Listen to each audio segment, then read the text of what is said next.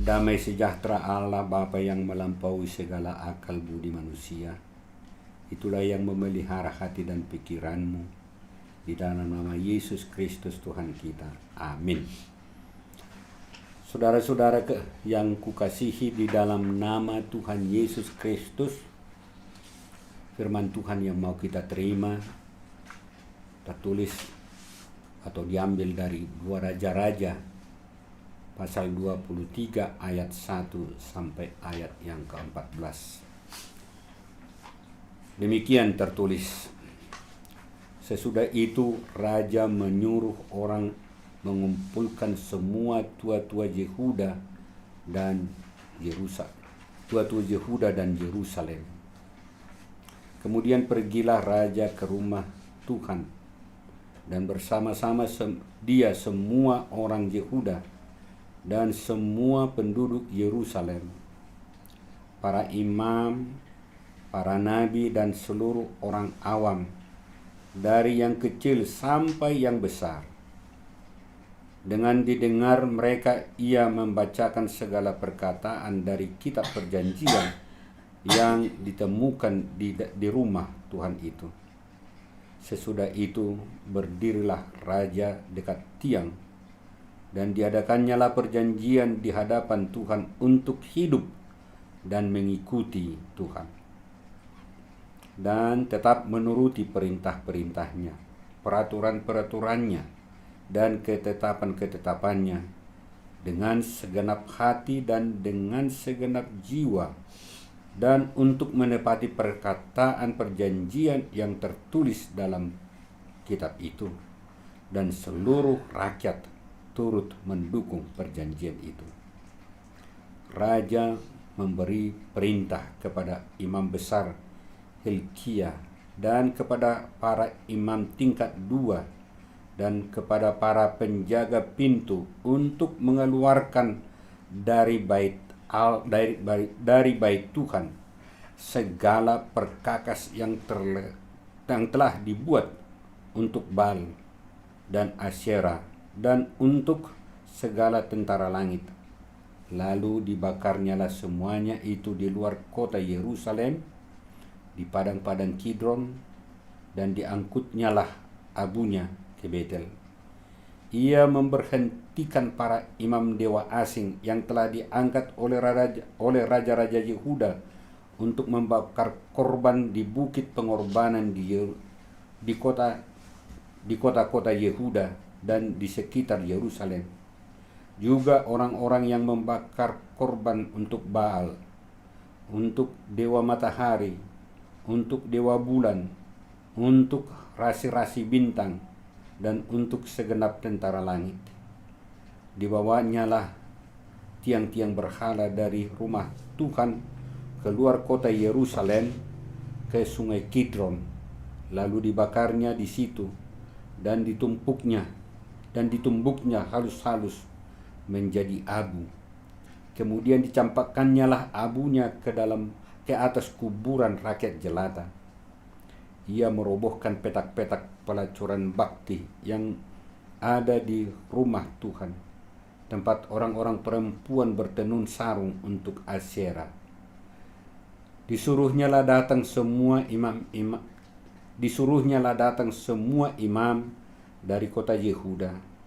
Lalu ia menajiskan bukit-bukit pengorbanan, tempat para imam itu membakar korban, dari Geba sampai Berseba. Dirobohkannya pula bukit-bukit pengorbanan di pintu-pintu gerbang yang ada dekat lubang pintu gerbang Yosua, penguasa kota itu, yang ada pada sebelah kiri kalau orang memasuki pintu gerbang kota itu. Tetapi para imam bukit-bukit pengorbanan itu tidak boleh naik ke mesbah Tuhan di Yerusalem. Hanya mereka boleh makan roti yang tidak beragi di tengah-tengah saudara-saudara mereka. Ia menajiskan juga Tofet yang ada di lembah Ben Hinom, supaya jangan orang mempersembahkan anak-anaknya sebagai korban dalam api untuk dewa Molok. Dibuangnyalah kuda-kuda yang ditaruh oleh raja-raja Yehuda untuk dewa matahari di pintu masuk ke rumah Tuhan, dekat bilik Nathan Melek, pegawai istana yang tinggal di gedung samping. Juga kereta-kereta dewa matahari dibakarnya dengan api. Mesbah-mesbah yang ada di atas sotoh, tempat peranginan Ahaz, yang dibuat oleh raja-raja Yehuda, dan mesbah-mesbah yang dibuat Manase di kedua pelataran rumah Tuhan dirobohkan oleh raja dan diremukkan di sana, lalu dicampakkannya abunya ke sungai Kidron. Bukit-bukit pengorbanan yang ada di sebelah timur Yerusalem, di sebelah selatan bukit kebusukan, dan yang didirikan oleh Salomo, Raja Israel, untuk Asitoret, dewa kejijikan sembahan orang Sidon, dan untuk Kamos, dewa kejijikan sembahan Moab, dan untuk Milkom, dewa kejijikan sembahan orang Amun, dinajiskan oleh raja. Ia memecahkan tugu-tugu berhala dan menebang tiang-tiang berhala, lalu ditimbunnya tempat-tempat itu penuh dengan tulang belulang manusia. Sampai sedemikian jauh pembacaan firman Tuhan, agak panjang memang, tetapi kita lihat apakah maknanya. Firman Tuhan hari ini dipilih adalah dalam kaitannya 503 tahun gerakan yang dilakukan oleh Martin Luther dengan 95 tesis yang dibacakan dan diumumkan dan diletakkannya di dinding gereja di kota Wittenberg di Jerman tanggal 31 Oktober 1517. Jadi kemarin adalah sebenarnya peringatan akan reformasi yang dilakukan oleh Martin Luther. Gerakan atau perbuatan Martin Luther inilah yang disebutkan dengan reformasi. Karena dia berusaha dengan sekuat tenaga untuk mengembalikan gereja kepada ajaran yang benar berdasarkan firman Tuhan, berdasarkan kepada kuat kuasa firman Tuhan. Gerakan reformasi ini adalah pembersihan rumah ibadah dan praktek kehidupan gereja dari segala perbuatan yang menyesatkan, yang tidak berdasar kepada kepercayaan dan ajaran yang diberikan oleh Tuhan Allah, yang diberikan oleh Yesus Kristus dan Roh Kudus. Gerakan reformasi adalah mengembalikan gereja kepada yang berdasar kepada firman Tuhan. Firman Tuhan sangat jelas menyatakan bahwa keselamatan itu dapat diperoleh melalui iman yang disebutkan oleh Martin Luther dengan sola fide, yang diberikan Tuhan melalui anugerahnya, melalui pengorbanannya, melalui kematiannya yang disebut dengan sola gratia. Karena itu keselamatan itu bukan karena perbuatan baik kita dan bukan karena jasa-jasa kita, dan semuanya itu adalah berdasar dari firman Tuhan, dan pertumbuhan iman dan anugerah yang besar itu hanya kita dapati dari Alkitab. Itulah yang disebutkan dengan sola scriptura. Karena itu saudara-saudara yang kukasihi dalam nama Tuhan Yesus, firman Tuhan hari ini mengingatkan kita bahwa dalam sejarah umat Tuhan, reformasi itu sangat penting. Sebelum Martin Luther mengadakan reformasi, juga sudah pernah diadakan, yaitu oleh Raja Yosia di dalam Perjanjian Lama. Reformasi yang dilakukan oleh Raja Yosia adalah salah satu bentuk reformasi yang kita dapati dalam Alkitab. jika Raja Israel dan Raja Yehuda sebelumnya kebanyakan berbuat yang mengecewakan hati Tuhan. Tetapi Yosia sangat berani tampil dengan berbeda dari raja-raja yang sebelumnya melakukan perlakuan menentang, melawan segala kebiasaan-kebiasaan raja-raja sebelumnya. Yosia dengan tegas dan berani melaksanakan reformasi, menghancurkan dan membakar habis segala sesuatu yang berkaitan dengan penyembahan berhala, penyembahan yang bukan kepada Tuhan, tetapi kepada Baal yang disembah oleh orang-orang yang lain itu. Itulah yang dilakukan oleh Yosia, Raja Yehuda itu. Keberanian dan ketegasan Yosia ini bertindak bukan dalam upaya melakukan pencitraan, tetapi adalah sesuatu yang datang dari dalam hatinya untuk mengembalikan Yehuda sebagai umat perjanjian Tuhan. Yosia tampil sebagai pimpinan yang tegas, bahkan tidak mau kompromi dengan kejahatan dan kesesatan itu. Itulah yang kita lihat, reformasi yang dilakukan oleh Yosia. Raja Yosia melakukan reformasi besar-besaran di kerajaannya di Yehuda. Reformasi ini dilakukan sesudah mengetahui bahwa firman Tuhan dari kitab Taurat yang ditemukan oleh Imam Hilkiah yang tertulis dalam 2 Raja-Raja 22 ayat 8 itu. Maka ia memanggil tua-tua Yerusalem dan juga yang ada di sekitar Yehuda beserta seluruh rakyat untuk membuat perjanjian kepada Tuhan, untuk mentaati dengan segenap hati dan dengan segenap jiwa bahwa mereka akan takut dan taat kepada Tuhan. Ia tidak hanya menjauhkan berbagai berhala yang menyesatkan itu, tetapi ia juga melakukan sesuatu terhadap orang-orang yang menyembah segala berhala itu. Dia mengusirnya. Tak berhenti di situ, saudara-saudara. Ia juga membimbing seluruh kerajaannya untuk kembali kepada jalan kebenaran Tuhan, kembali kepada ketetapan Tuhan. Reformasi ini dimulai dari dirinya sendiri. Ini yang kita lihat. Bukan terus kepada orang lain, tetapi dimulai dari dirinya sendiri. Yosia dicatat sebagai raja yang berbalik kepada Tuhan dengan segenap hati, dengan segenap jiwa, dan dengan segenap kekuatannya. Tidak seperti raja-raja sebelumnya, apalagi juga raja-raja sesudahnya. Karena itu, saudara-saudara yang dikasihi oleh Tuhan dan saudara-saudara yang kukasihi juga, melihat perkembangan zaman yang semakin luar biasa ini, maka perilaku dari Yosia ini, Raja Yosia ini sangat relevan dalam kehidupan kita masa kini.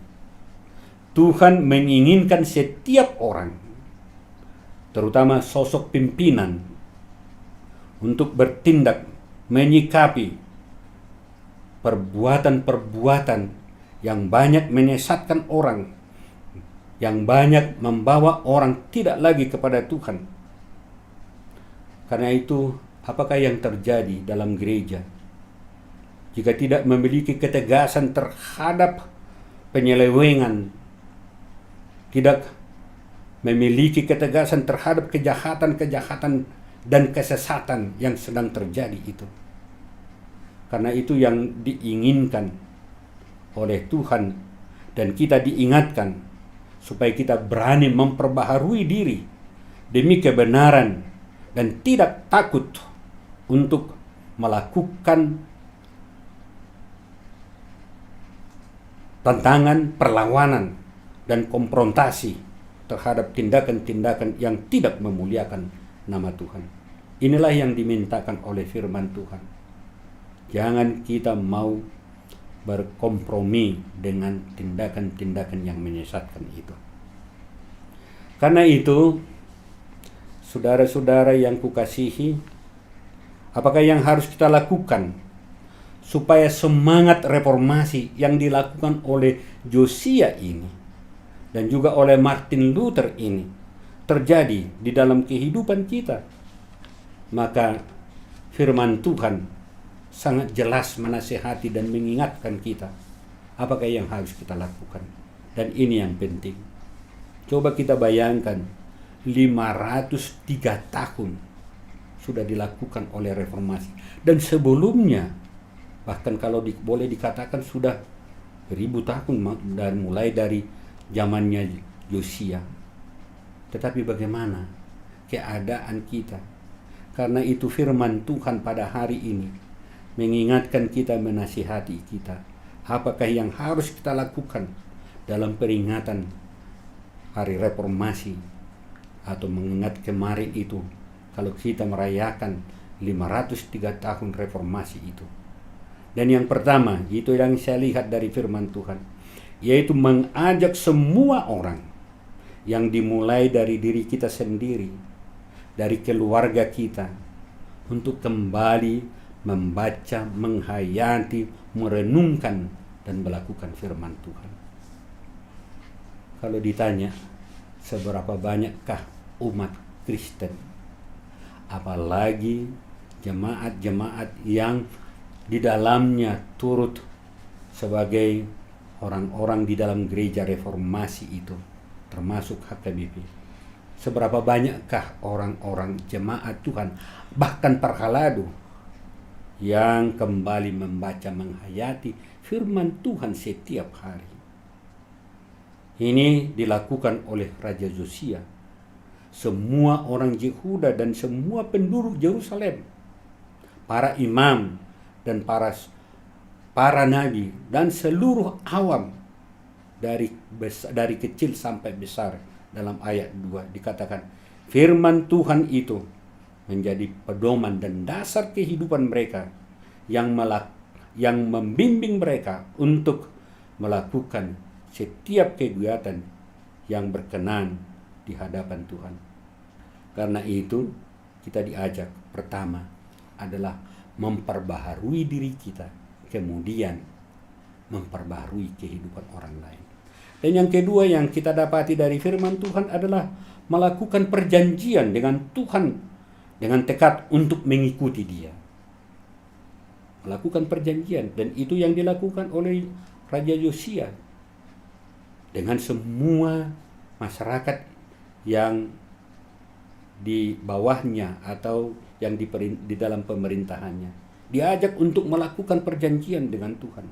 Hal ini sangat jelas dari ayat 3. Dikatakan dalam firman Tuhan, diadakannya lah perjanjian di hadapan Tuhan untuk hidup dengan mengikuti Tuhan dan tetap menuruti perintah-perintahnya, peraturan-peraturannya, dan ketetapannya dengan segenap hati dan dengan segenap jiwanya.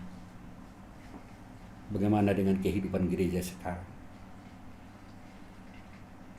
Apakah sudah melakukan perjanjian? Banyak orang yang sudah melakukan perjanjian, tetapi apakah dia setia dengan perjanjian yang sudah dia lakukan itu? Tuhan, di mana kita berjanji dengan Dia yang setia itu, dituntut dari kita adalah kesetiaan. Dan yang ketiga yang saya lihat dari firman Tuhan adalah melakukan perlawanan kepada kuasa-kuasa kegelapan. Ada kemauan dan tekad untuk menguasai semuanya itu, dan untuk menghancurkannya, melawannya, dan membuangnya, dan menghanguskannya. Apapun itu, segala bentuk kuasa-kuasa kegelapan yang menjajah dan menguasai kehidupan kita, yang memperbudak kita, harus kita buang dan harus kita lawan. Sebagaimana Raja Josia, dihancurkannya semuanya itu. Sekali kita kompromi dengan itu, pasti pada akhirnya kita bisa dikuasai. Oleh karena itu kita harus melakukan perlawanan. Ada tekad untuk melakukan perlawanan dengan kuasa-kuasa kegelapan itu. berani tampil melawan segala kebiasaan tradisi yang menyesatkan dan melakukan konfrontasi secara frontal terhadap segala dosa-dosa, kejahatan yang tersembunyi maupun yang terbuka. Dan yang terakhir, apakah yang harus kita lakukan? Memegang teguh semangat reformasi yang mengatakan Ecclesia Reformata Semper Reformanda Est. Apa artinya? Gereja yang mereformasi, yang membaharui, harus terus diperbaharui. Gereja HKBP sudah diperbaharui. Apakah gereja HKBP sudah terus memperbaharui dirinya, terus melakukan pembaharuan? Kembali kepada keluarga kita masing-masing. Sebagai anggota jemaat dari gereja-gereja yang sudah memeluk itu reformasi itu, apakah keluarga kita sudah dibaharui? Apakah kita sudah menerima pembaharuan itu? Dan seterusnya, apakah kita terus mau diperbaharui atau memperbaharui kehidupan kita? Karena itu saudara-saudara, gereja harus selalu aktif memperbaharui tatanan dan corak kehidupan beragama, bermasyarakat, dan berbangsa. Sekaligus memperbaharui dirinya sendiri agar selalu siap untuk melakukan tugas panggilan gereja, yaitu melakukan persekutuan dan melakukan yang bisa juga dengan beroikumene. Dan inilah yang kita sebutkan dengan panggilan untuk koinonia itu. Tetapi tidak cukup dengan itu. Tugas dan tanggung jawab kita juga adalah memberitakan Injil, memberitakan kabar keselamatan itu, mengadakan evangelisasi dan melakukan kesaksian, memberitakan Injil kepada orang lain. Tetapi bukan hanya kepada orang lain, bukan hanya keluar, tetapi bagaimana ke dalam. Marturia itulah yang disebutkan dengan pemberitaan Injil itu, dengan kesaksian itu. Pemberitaan Injil itu bukan hanya keluar, evangelisasi itu dan marturia itu bukan hanya keluar, tetapi juga sangat dibutuhkan adalah yang ke dalam. Dan yang ketiga, tugas panggilan gereja adalah melakukan kegiatan pelayanan kasih, menolong orang-orang yang sangat membutuhkan pertolongan kita. Apalagi dalam zaman yang sedang kita hadapi ini, banyak orang yang membutuhkan pertolongan. Apakah yang kita lakukan? Apakah kita peka terhadap penderitaan-penderitaan di sekitar kita? Orang Kristen yang benar tidak hanya mendengarkan firman Tuhan, tidak hanya memberitakan berita Injil, tetapi itu semuanya diwujudkan di dalam tindakan pelayanan kasih yang kita sebutkan dengan berdiakonia. Oleh karena itu, gerakan reformasi ini bagi setiap orang yang mengikuti Kristus dengan memegang erat teguh gerakan reformasi bahwa dia menjadi saluran berkat. Dia menjadi garam dan terang di seluruh kehidupannya. Karena itu, dengan semangat reformasi, mari kita teruskan memperbaharui diri dan diperbaharui oleh kuasa Roh Kudus dan oleh firman Tuhan. Tuhan memberkati kita semuanya. Amin. Kita berdoa. Terima kasih atas firman-Mu yang sudah kami dengarkan, Tuhan. Untuk mengembalikan hati dan pikiran kami kepada pengikut Tuhan yang benar, supaya kami tidak mau berkompromi dengan dunia ini, tetapi harus melakukan reformasi setiap saat, karena itulah yang Tuhan minta dari kami. Sebagaimana dilakukan oleh Raja Josia, kemudian hamba-Mu Martin Luther, kemudian hamba-hamba-Mu yang lain, pelayan-pelayan, dan semua parhalado juga. Tolong Tuhan supaya ikut melakukan reformasi di dalam gerejamu, di dalam tengah-tengah masyarakat. Tolong juga anggota jemaat, dari yang kecil sampai yang besar, juga menjadi tokoh-tokoh sebagai pemegang erat akan gerakan reformasi yang berdasar kepada firman Tuhan. Terima kasih Tuhan, biarlah kami menjadi garam dan terang, karena kami sudah diperbaharui dan ikut memperbaharui karena kasih Yesus Tuhan Kristus yang adalah juru selamat kami yang hidup. Amin. Kita bernyanyi